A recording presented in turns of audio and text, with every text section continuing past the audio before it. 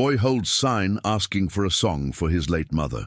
George Strait reads it and can't hold back his tears. The fluorescent lights of Dallas Memorial Hospital cast a harsh glow over room 312, where 9-year-old Miguel Santos sat cross-legged on the cold linoleum floor, his small fingers tracing the faded patterns of his mother's favorite quilt. Carolina Santos lay motionless in the narrow bed, her once vibrant brown eyes now dulled by months of chemotherapy, yet still holding that spark of love that had carried her family through their most difficult journey. The steady beep of the heart monitor provided a rhythmic backdrop to what everyone in the room knew would be their final conversation. Roberto Santos stood by the window, his calloused hands gripping the metal frame as he watched the Texas sunset paint the sky in shades of orange and pink. At 34, he looked older than his years, the weight of factory work and sleepless nights caring for his dying wife etched deep into the lines around his dark eyes. His janitor uniform, freshly pressed despite the circumstances, bore the small tears and stains that told the story of a man who worked multiple jobs to keep his family afloat in a foreign country, where dreams often came with a price too heavy to bear. Carolina's voice, barely above a whisper, cut through the silence like a prayer seeking heaven. "Miguel, mi amor, come here to Mama."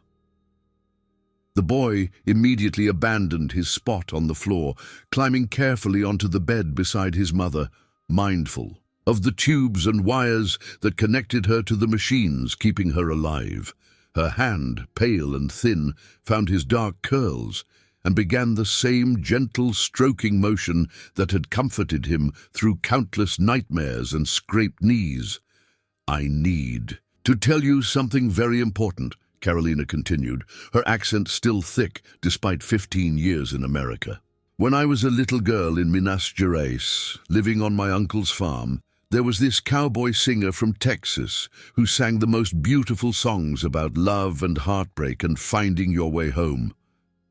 She paused, gathering strength for words that felt like her final gift to her son. "His name is George Strait, and his music taught me that no matter how far we travel from where we started, love always finds a way to guide us back." Miguel's eyes, so much like his mother's, filled with tears he didn't fully understand. "Mama, are you going somewhere far away?" The innocence in his question broke something inside Roberto, who turned from the window to witness this sacred moment between mother and son, knowing that these words would echo in their hearts long after the silence came. If you're listening to this story and feeling the weight of Miguel's pain, please take a moment to subscribe to our channel and share where you're watching from. Whether you're in Sao Paulo, remembering your own family's journey, or in Texas, understanding the power of music to heal broken hearts. Your stories matter to us, and we'd love to hear how music has touched your life in the comments below. Carolina's breathing became more labored, but her voice carried the strength of a mother's final mission. "Roberto, promise me something. When George Strait comes to Dallas on his farewell tour, take Miguel to see him. Play him the song, 'I Cross My Heart,' and tell him it was his mama's favorite, that I used to sing it while making breakfast and folding his tiny clothes when he was just a baby." Her eyes moved between her husband and son, binding them together with this sacred promise. "Music will keep us connected, even when I can't be here to sing him to sleep anymore."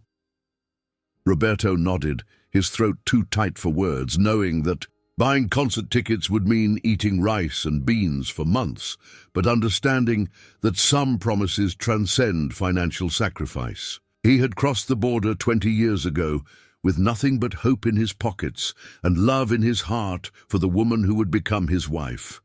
Now, faced with losing her, he would move mountains to honor her final wish.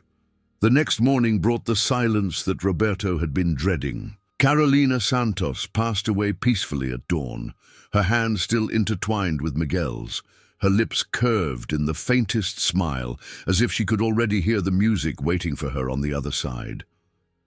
The funeral was small, but filled with the kind of love that makes strangers feel like family.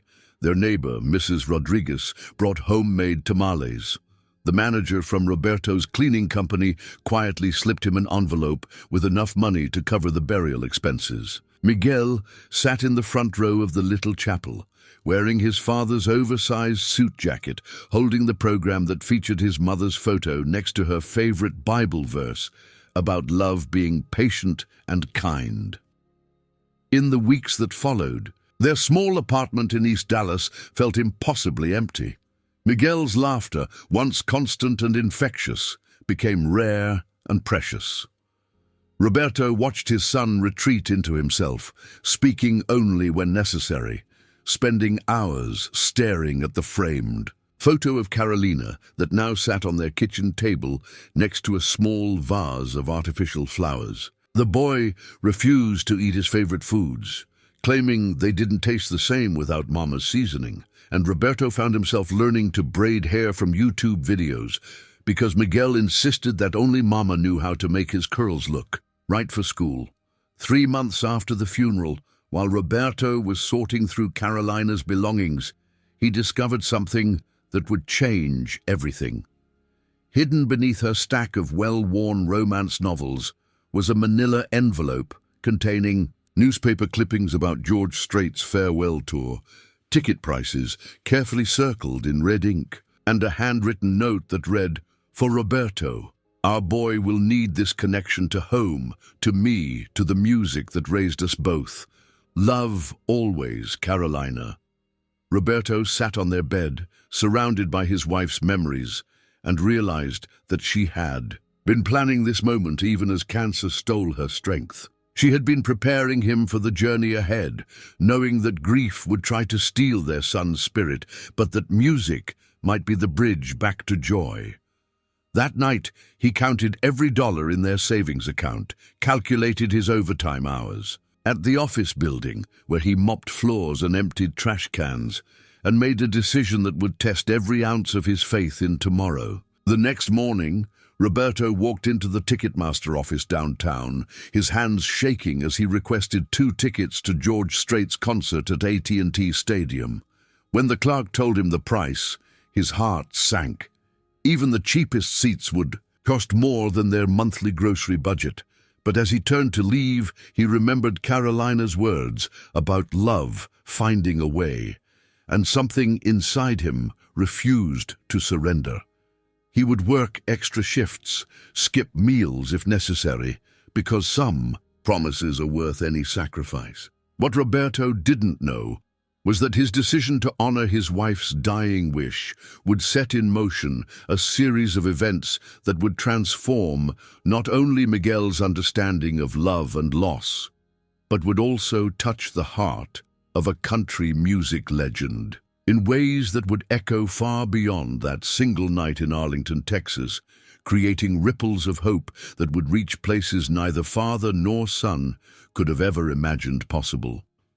For the next 6 weeks, Roberto Santos lived like a man possessed by purpose. He arrived at the downtown office complex at 4 in the morning, 2 hours before his regular shift, convincing the building supervisor to let him deep clean the executive suites for extra pay. His lunch breaks became opportunities to polish brass fixtures in the lobby, and his evenings stretched long into the night as he took on weekend cleaning contracts for small businesses throughout Dallas. His hands, already rough from years of manual labor, became cracked and bleeding from the industrial cleaning chemicals, but every blister represented another dollar closer to fulfilling Carolina's wish. Miguel noticed his father's increased absence, but said nothing. The boy had grown quiet since the funeral, moving through their daily routine like a shadow of his former self. Each morning, Roberto would find him sitting at the kitchen table, staring at the empty chair where Carolina used to drink her coffee and hum George Strait melodies while reading the Spanish newspaper. The silence in their apartment had become so complete that the refrigerator's hum sounded like thunder, and the tick of Carolina's ceramic rooster clock measured time in heartbeats of grief. Mrs. Rodriguez from apartment 2B had taken to checking. on Miguel after school, bringing him warm tortillas and patient conversation in the mixture of Spanish and English that felt like home. She was the one who first noticed that Miguel had started singing again, but only Carolina's favorite songs, and only when he thought no one was listening.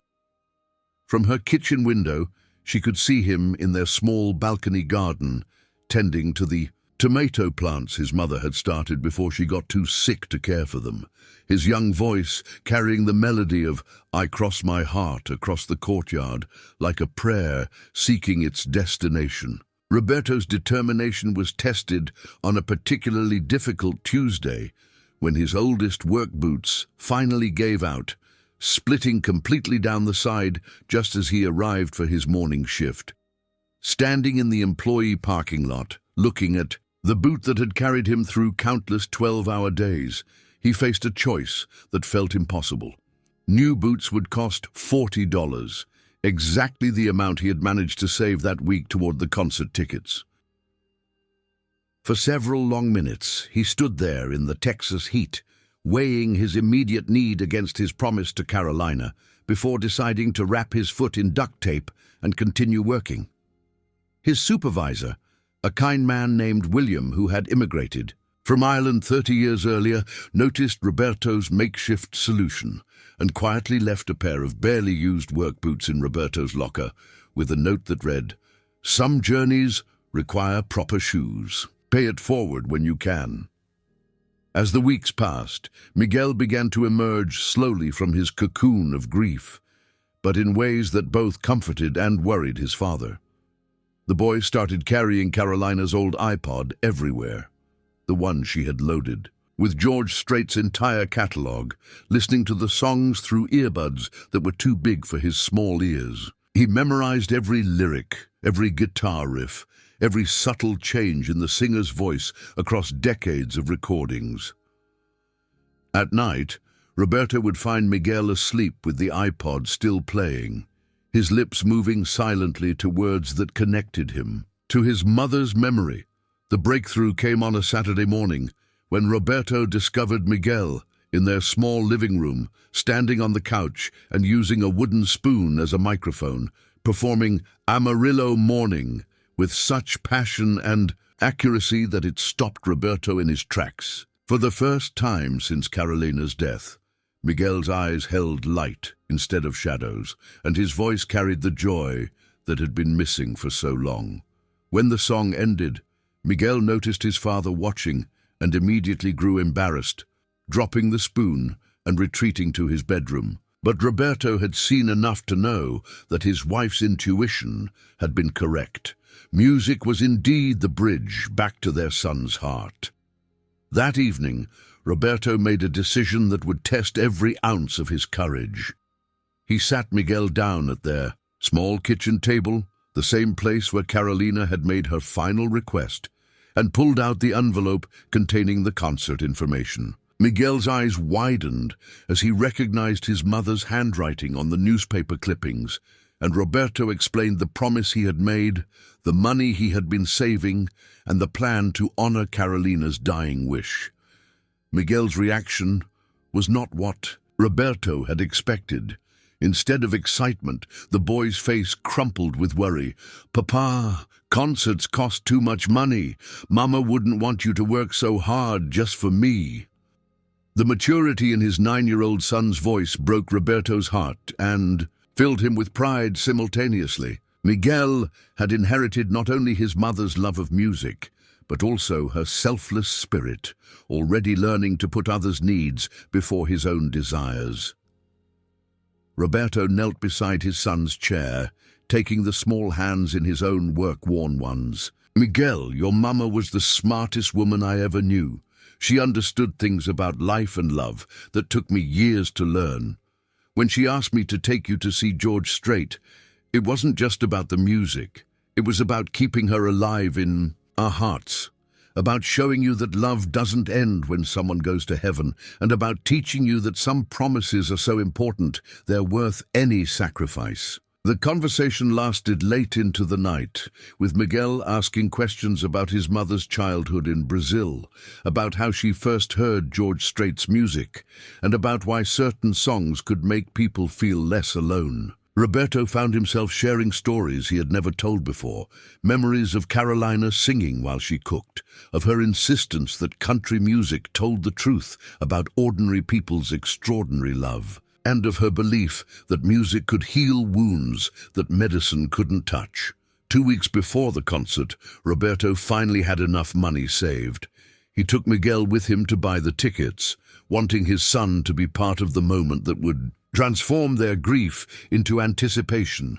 The line at the box office was long, filled with fans wearing cowboy hats and boots, sharing stories about previous George Strait concerts and debating which songs they hoped to hear. Miguel listened to their conversations with wide eyes, realizing for the first time that his mother's love for this music was shared by thousands of people who understood something about heartbreak and hope that transcended language and geography. When they finally reached the counter, the young woman selling tickets looked at their request for the cheapest available seats and paused. Something in Roberto's earnest expression or Miguel's obvious excitement made her check her computer screen twice before offering them seats in section 412, the highest level of the stadium, but with a clear view of the stage. Roberto counted out the exact amount in carefully saved bills, mostly ones and fives earned through extra hours of labor. And when the tickets printed, Miguel held them like they were made of gold instead of paper. That night, Miguel couldn't sleep. He lay in his bed, staring at the concert tickets taped to his bedroom wall, imagining what it would feel like to hear his mother's favorite songs performed by the man whose voice had provided the soundtrack to her dreams. He wondered if she would somehow know they were there, if music really could travel to heaven, and if George Strait would understand that for one small boy from Brazil, this concert represented much more than entertainment. It was a lifeline, thrown across the vast ocean of grief, connecting him to the woman who had taught him that love never truly dies. It just changes form and finds new ways to sing. The countdown to the concert became a daily ritual. Miguel would cross off each day on the calendar with a red marker, the same color Carolina had used to circle the ticket prices in her secret research. As the date grew closer, he began planning what he would wear, what he would say if somehow he got close enough to thank George Strait, and most importantly, what message he could send to his mother through the music that had bound their family together across 2 countries and one irreplaceable lifetime of love. The morning of the concert arrived with the kind of Texas heat that makes the air shimmer like liquid silver above the asphalt. Miguel woke before dawn, his small body vibrating with nervous energy that had been building for weeks. He had laid out his clothes the night before. His best jeans, carefully pressed by Roberto the evening prior, a white button-down shirt that had belonged to his father, but was still too large for his 9-year-old frame, and his mother's silver cross necklace, the one she had worn every day since their wedding 15 years ago. Roberto found his son standing in front of the bathroom mirror, attempting to comb his unruly curls into something resembling the neat style Carolina used to achieve with her gentle touch and infinite patience. The sight of Miguel struggling with the same cowlick that had frustrated his mother for years brought a bittersweet smile to Roberto's face, and he wordlessly took the comb, working the familiar pattern that Carolina had taught him during her final weeks, when she could no longer manage the task herself. Their breakfast was simple but ceremonial. Roberto had splurged on Miguel's favorite cereal, the kind with the colorful marshmallows that Carolina had only allowed on special occasions, and they ate in comfortable silence while the morning news played softly in the background. When the weather forecast promised clear skies for the evening, Miguel clapped his hands together and declared it a sign that his mother was watching over their special day. The afternoon stretched endlessly as they both tried to occupy themselves with normal activities, while the anticipation built like storm clouds on the horizon.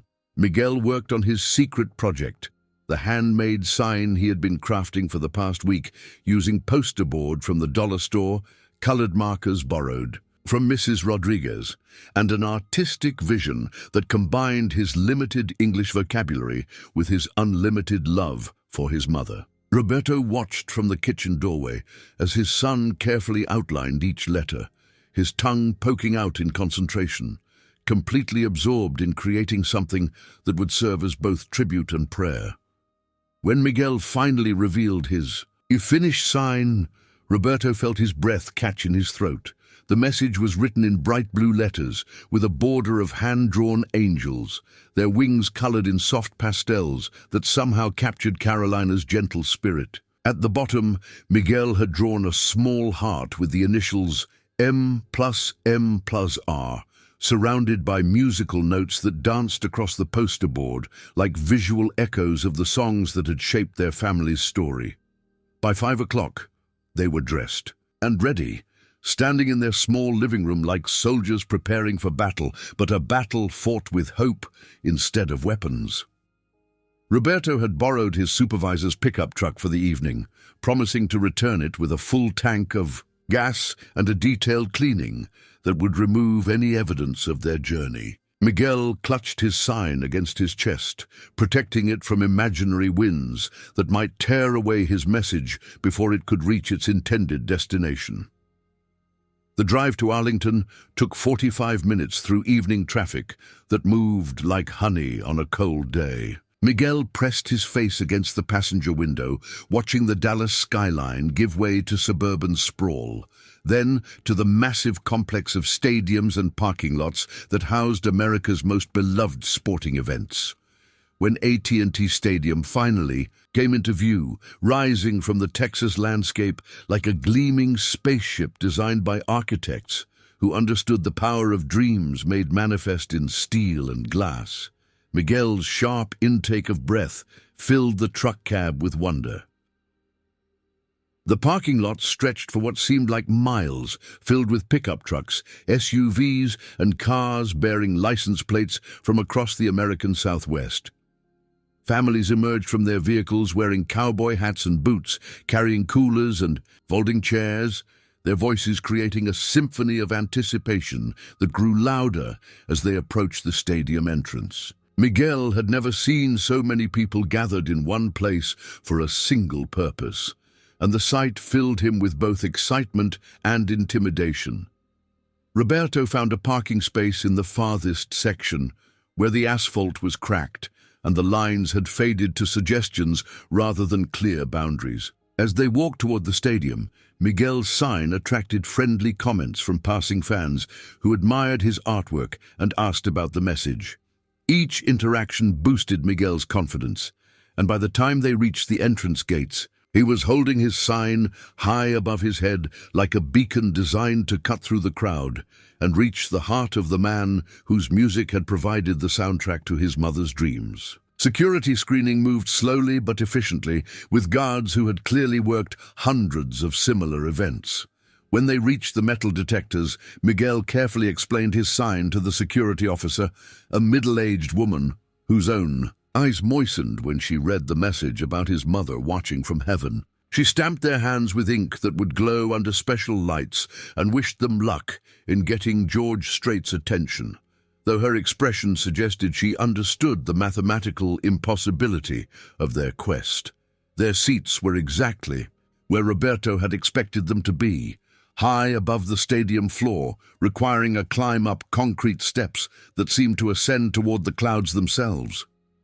Section 412 was populated by families like theirs, people who had saved money for months to afford even these distant vantage points, but whose enthusiasm rivaled that of any VIP ticket holder seated near the stage.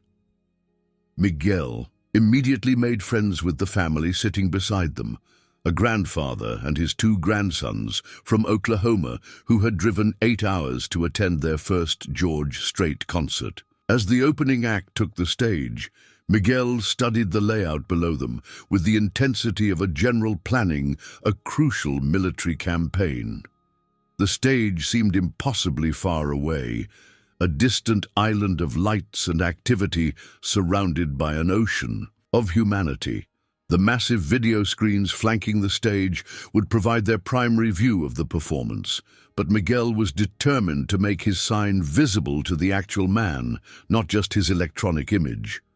When George Strait finally appeared, the stadium erupted in applause that seemed to shake the very foundations of the building. Miguel had watched countless videos of George Strait concerts online, but nothing had prepared him for the electricity of being present in the same space as 58,000 other people, all focused on the same small figure in the cowboy hat and pressed jeans, who commanded the stage with quiet authority that transcended the need for elaborate choreography or flashy costumes. Song after familiar song filled the air, each one prompting sing-alongs from fans who knew every word, every pause, every subtle variation that George Strait brought to performances of music that had provided the soundtrack to their own stories. Of love and loss and redemption, Miguel found himself swept up in the communal experience, his young voice joining the chorus of voices that transformed individual grief into shared celebration. Between songs, Miguel held up his sign with determined persistence, even though the logical part of his brain understood that they were too far away for anyone on stage to see his message. But love operates on faith rather than logic, and Miguel's faith in his mother's continued presence in his life was strong enough to sustain hope, even in the face of overwhelming odds. It was during the seventh song of the evening that everything changed. A security guard named Marcus Williams, stationed in the section below theirs, had been watching Miguel's tireless efforts to display his sign. Marcus was a father himself, and something about the boy's unwavering determination and the obvious love behind his homemade message touched a place in his heart that professional duty couldn't quite harden. During an instrumental break, Marcus made a decision that would alter the trajectory of the entire evening. He pulled out his cell phone and carefully photographed Miguel's sign, making sure the message was clearly legible in the image. Then, instead of simply admiring the boy's devotion and moving on with his assigned duties, Marcus did something that went against protocol, but aligned perfectly with the spirit of human compassion that makes ordinary moments extraordinary.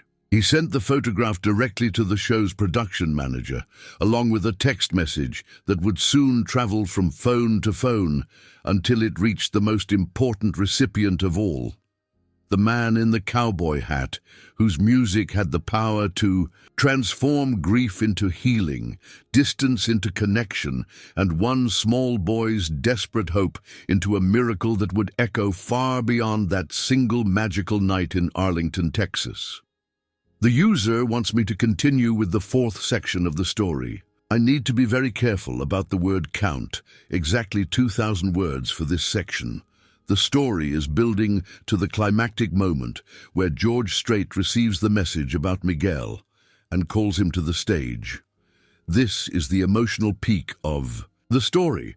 I need to maintain the emotional intensity, develop the moment where George Strait sees the photo, his reaction, and the process of bringing Miguel to the stage. This section should include the interaction between George and Miguel, where George shares about his own loss, his daughter Jennifer, and the emotional moment where he dedicates the song. The photograph of Miguel's handmade sign began its journey through the hierarchy of the concert production, like a message in a bottle carried by technological currents instead of ocean waves. Marcus Williams had sent it to Sarah Chen, the assistant production manager who was monitoring crowd control from her position beside the main soundboard.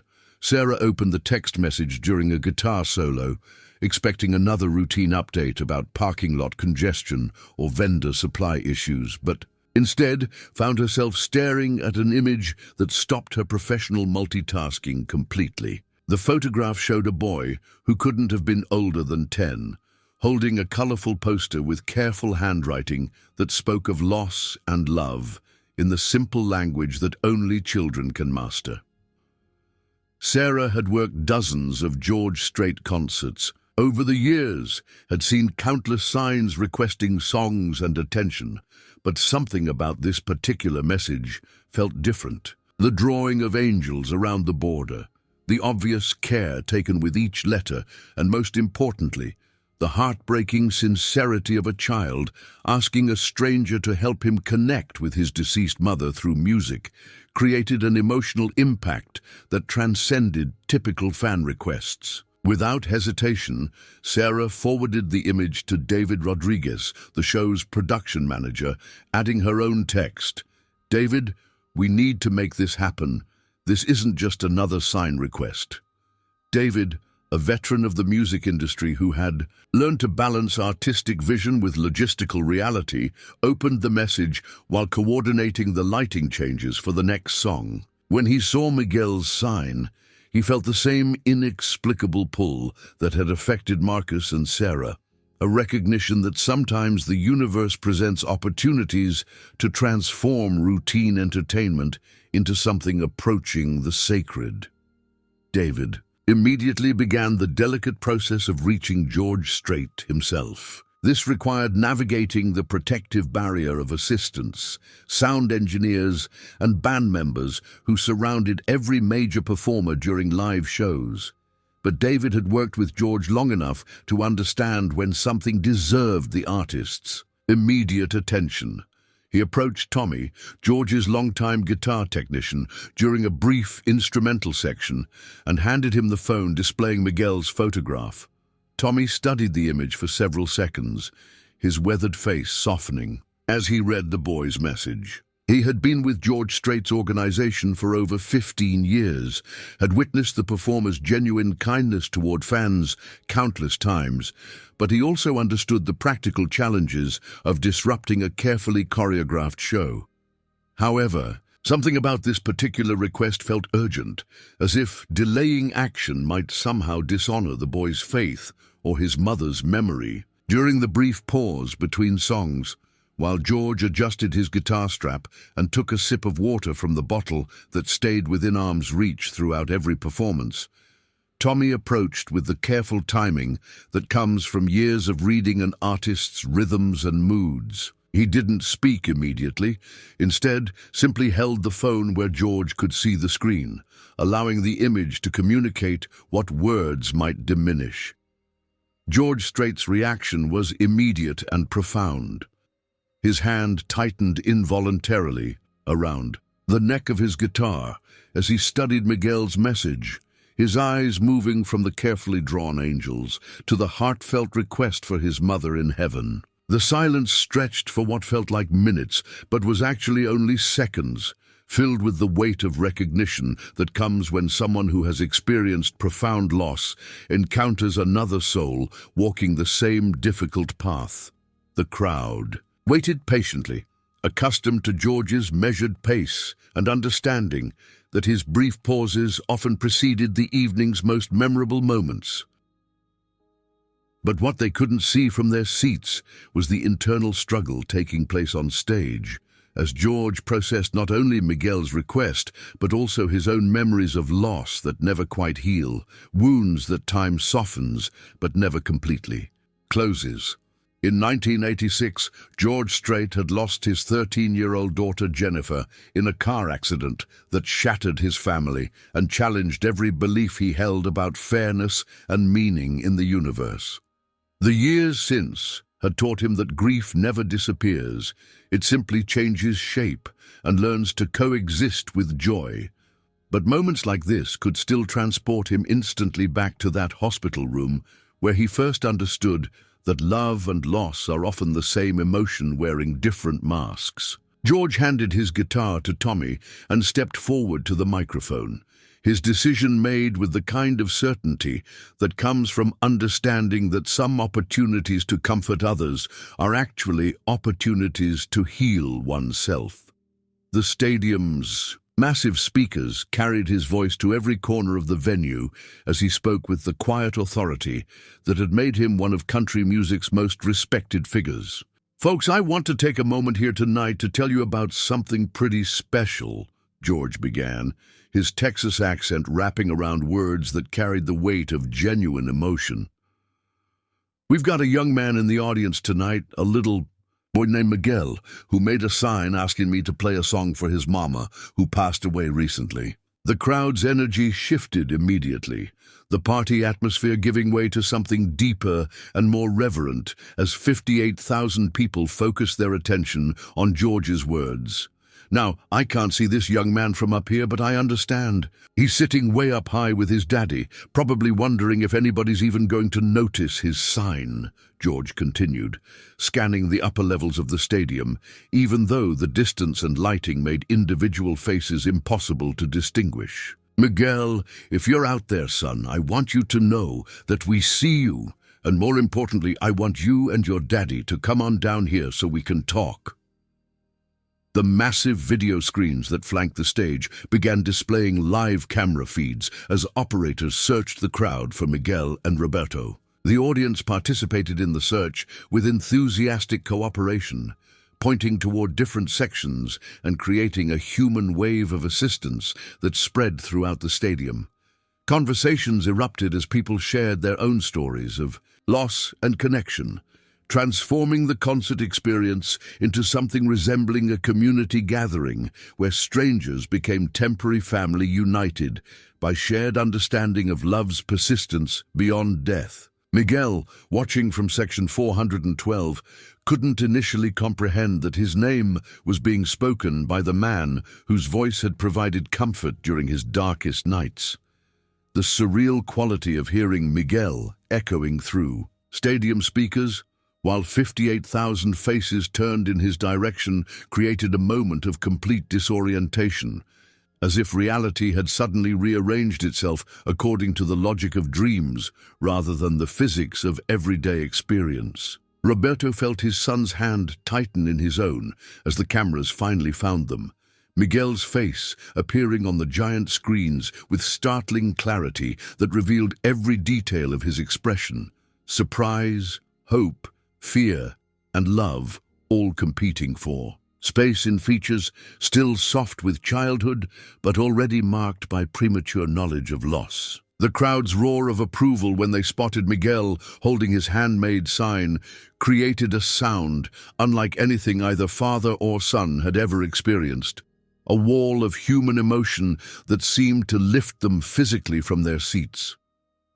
Security. Personnel appeared at their row within seconds, but these weren't the intimidating figures Roberto had expected. Instead, Marcus Williams himself led a small team of smiling staff members who treated Miguel like visiting royalty, carefully protecting his precious sign while guiding both father and son through the maze of concrete corridors and metal staircases that separated the upper sections from the stage level. The journey downward felt like traveling through different worlds, each level of the stadium containing its own ecosystem of fans and energy. Miguel clutched his sign against his chest, his eyes wide with wonder at the backstage areas he glimpsed through doorways, the controlled chaos of production equipment and crew members who paused their urgent tasks to smile and wave at the boy, whose homemade message had temporarily transformed their technical expertise into something approaching ministry. As they approached the stage area, Miguel could hear George Strait's voice continuing to address the crowd, explaining his own experience with loss and his understanding that music sometimes serves as the bridge between memory and healing. The boy's steps quickened despite his nervousness, driven by an intuitive understanding that his mother's final gift was about to unfold in ways that surpassed even her considerable imagination, creating a moment that would transform grief into gratitude and distance into the most intimate form of human connection possible. The stage lights created a world unlike anything Miguel had ever experienced, a universe of sound and illumination where normal rules seemed suspended and magic felt not only possible but inevitable. As security personnel guided him and Roberto through the final barrier separating audience from performer, Miguel felt his mother's presence with startling clarity, as if Carolina herself was walking beside them, her hand on his shoulder, providing the courage necessary for this moment that would define the rest of his young life. George Strait stood at center stage, his tall frame silhouetted against the backdrop of lights that had been dimmed to create intimacy within the vast space. When Miguel appeared at the edge of the stage, still clutching his handmade sign with both hands, George immediately knelt to bring himself to the boy's eye level, a gesture that spoke of natural kindness rather than calculated showmanship. The 58,000 people in attendance fell silent, understanding instinctively that they were witnessing something sacred disguised as entertainment. "You must be Miguel," George said, his voice warm and gentle despite the microphone that carried his words throughout the stadium. "That's a mighty fine sign you made there, son. Your mama would be real proud of your artwork." Miguel nodded, suddenly shy in the presence of the man whose voice had provided comfort during countless sleepless nights. But George's easy manner and genuine smile helped dissolve the boy's nervousness like sugar stirred into warm coffee. Roberto stood slightly behind his son, overwhelmed by the surreal experience of watching his child conversation with a legendary performer, while tens of thousands of people observed their most private grief transformed into public testimony. He had expected to feel exposed or uncomfortable, but instead found himself surrounded by an atmosphere of respect and love that reminded him of the best church services he had attended, where strangers became family through shared recognition of life's fundamental struggles and triumphs. "Miguel, I want to tell you something important," George continued, his hand resting gently on the boy's shoulder. "I lost my daughter Jennifer when she was just 13 years old. It was the hardest thing I've ever gone through, and for a long time, I wondered if the music would ever feel the same again." The crowd remained perfectly silent, hanging on every word as George shared pain that most performers would keep private. "But what I learned is that love doesn't end when someone goes to heaven. It just changes form and finds new ways to reach us, usually through the very things that person loved most while they were here with us." Miguel's eyes filled with tears, but they were tears of recognition rather than sadness, as if George's words had unlocked a truth he had felt but couldn't articulate. "My mama used to sing 'I Cross My Heart' while she made breakfast," Miguel said, his young voice carrying clearly through the microphone that George held between them. "She said it was about promises that last forever, even when people can't be together anymore." The simplicity and wisdom of Miguel's observation affected George more than any professional review or industry accolade ever could. Here was a 9-year-old boy who understood something about love's persistence that many adults never grasp, a child whose loss had taught him truths that surpassed his years. George felt his own eyes moisten as he recognized in Miguel the same courage that had carried him through his own darkest period, the same faith that music could transform suffering into something approaching grace. "That's exactly right, son," George replied, his voice thick with emotion that he made no attempt to hide. "And tonight, we're going to send your mama a message that I guarantee she'll hear, because love and music travel to places that nothing else can reach." With that, George stood and addressed the crowd directly, his words carrying the authority of someone who had learned to speak truth, regardless of its cost. "Folks, I want everyone in this stadium to take out your phones and turn on your flashlights," George announced, his request creating immediate movement throughout the venue as people reached for their devices. "We're going to create our own night sky right here in Arlington, Texas, and we're going to make sure Miguel's mama can see us all the way from heaven." Within seconds, tens of thousands of small lights began appearing throughout the stadium, transforming the darkness into a constellation of human solidarity that stretched from the floor level to the highest sections. George picked up his acoustic guitar and adjusted the microphone stand, preparing to perform the song that had served as soundtrack to Carolina's dreams and Miguel's bedtime routine. But first, he made one more announcement that would cement this moment in the memory of everyone present. This song goes out to Carolina Santos, who taught her son that love never dies. It just learns to sing in different voices. The opening. Chords of I Cross My Heart filled the stadium with a reverence that transformed entertainment into worship, performance into prayer. George's voice, seasoned by decades of experience, but renewed by the presence of a grieving child who had trusted him with his most precious memory, carried the familiar lyrics with fresh meaning that reached every corner of the venue and beyond. Miguel stood beside the microphone stand, his homemade sign forgotten as he listened to his mother's favorite song, performed by the man whose voice had shaped her understanding of love's permanence.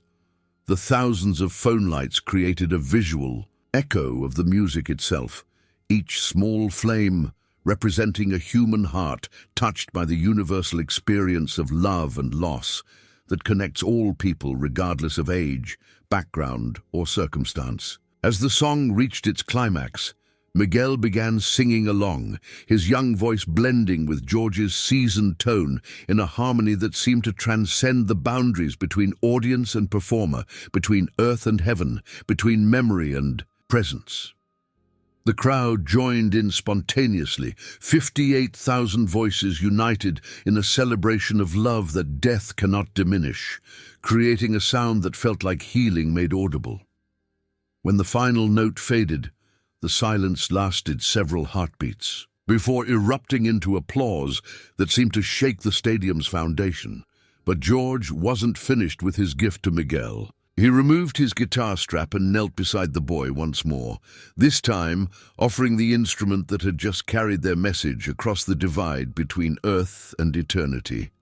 "Miguel, I want you to have this guitar," George said, his words causing another wave of emotion to sweep through the audience. "It's been with me for a lot of years and a lot of songs, but I think it's ready for a new home with someone who understands what music is really for."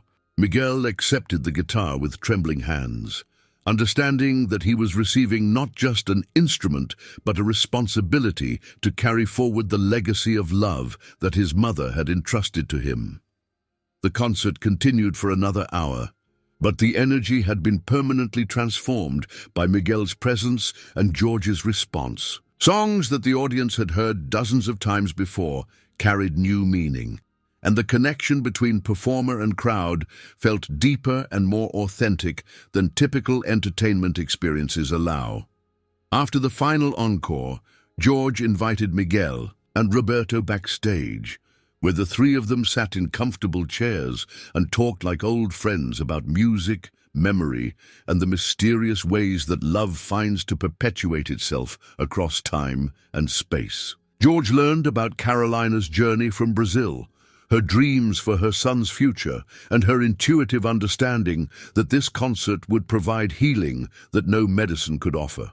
Before they parted that night, George made one final gesture that would ensure Miguel's connection to music would extend far beyond a single magical evening. He established a music scholarship in Carolina Santos's name, providing funds for Miguel to receive formal musical training and guitar lessons, transforming his mother's dying wish into a foundation for his future that would honor her memory, while creating new possibilities for growth and expression. As Roberto and Miguel drove home through the quiet Texas night, the autographed guitar safely secured in the back seat and scholarship paperwork tucked carefully in Roberto's shirt pocket, both father and son understood that their journey through grief had reached a turning point. Carolina's love had indeed found a way to guide them back to hope, using music as the bridge that connected memory to possibility, loss to healing, and a small boy's faith to a country music legend's heart. Miguel fell asleep in the passenger seat, his small hand still bearing the ink stamp from the concert security check, his dreams filled with music and angels and the certain knowledge that his mother's voice would always be part of the songs that shaped his understanding of love's permanence. The guitar in the back seat represented not just a gift from a famous performer, but a promise that Carolina's legacy would continue through her son's hands and heart, creating new melodies from old love and ensuring that her story would echo far beyond that single magical night when heaven and earth touched hands in Arlington, Texas. Within seconds, tens of thousands of small lights began appearing throughout the stadium, transforming the darkness into a constellation of human solidarity that stretched from the floor level to the highest sections. George picked up his acoustic guitar and adjusted the microphone stand, preparing to perform the song that had served as soundtrack to Carolina's dreams and Miguel's bedtime routine. But first, he made one more announcement that would cement this moment in the memory of everyone present. This song goes out to Carolina Santos, who taught her son that love never dies, it just learns to sing in different voices. The opening chords of I Cross My Heart filled the stadium with a reverence that transformed entertainment into worship, performance into prayer. George's voice, seasoned by decades of experience, but renewed by the presence of a grieving child who had trusted him with his most precious memory, carried the familiar lyrics with fresh meaning that reached every corner of the venue and beyond. Miguel stood beside the microphone stand, his homemade sign forgotten as he listened to his mother's favorite song, performed by the man whose voice had shaped her understanding of love's permanence.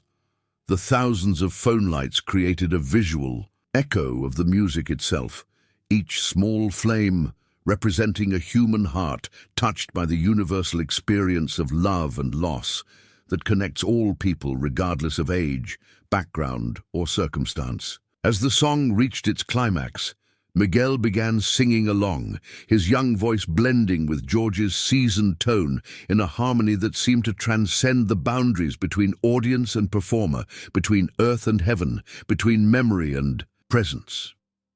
The crowd joined in spontaneously, 58,000 voices united in a celebration of love that death cannot diminish, creating a sound that felt like healing made audible. When the final note faded, the silence lasted several heartbeats, before erupting into applause that seemed to shake the stadium's foundation.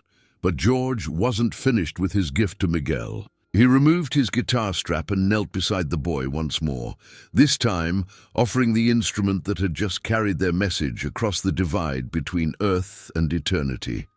"Miguel, I want you to have this guitar," George said, his words causing another wave of emotion to sweep through the audience. "It's been with me for a lot of years and a lot of songs, but I think it's ready for a new home with someone who understands what music is really for." Miguel accepted the guitar with trembling hands, understanding that he was receiving not just an instrument, but a responsibility to carry forward the legacy of love that his mother had entrusted to him. The concert continued for another hour, but the energy had been permanently transformed by Miguel's presence and George's response. Songs that the audience had heard dozens of times before carried new meaning, and the connection between performer and crowd felt deeper and more authentic than typical entertainment experiences allow. After the final encore, George invited Miguel and Roberto backstage, where the three of them sat in comfortable chairs and talked like old friends about music, memory, and the mysterious ways that love finds to perpetuate itself across time and space. George learned about Carolina's journey from Brazil, her dreams for her son's future, and her intuitive understanding that this concert would provide healing that no medicine could offer. Before they parted that night, George made one final gesture that would ensure Miguel's connection to music would extend far beyond a single magical evening. He established a music scholarship in Carolina Santos's name, providing funds for Miguel to receive formal musical training and guitar lessons, transforming his mother's dying wish into a foundation for his future that would honor her memory, while creating new possibilities for growth and expression. As Roberto and Miguel drove home through the quiet Texas night, the autographed guitar safely secured in the back seat and scholarship paperwork tucked carefully in Roberto's shirt pocket, both father and son understood that their journey through grief had reached a turning point. Carolina's love had indeed found a way to guide them back to hope, using music as the bridge that connected memory to possibility, loss to healing, and a small boy's faith to a country music legend's heart. Miguel fell asleep in the passenger seat, his small hand still bearing the ink stamp from the concert security check, his dreams filled with music and angels and the certain knowledge that his mother's voice would always be part of the songs that shaped his understanding of love's permanence. The guitar in the back seat represented not just a gift from a famous performer, but a promise that Carolina's legacy would continue through her son's hands and heart, creating new melodies from old love and ensuring that her story would echo far beyond that single magical night when heaven and earth touched hands in Arlington, Texas.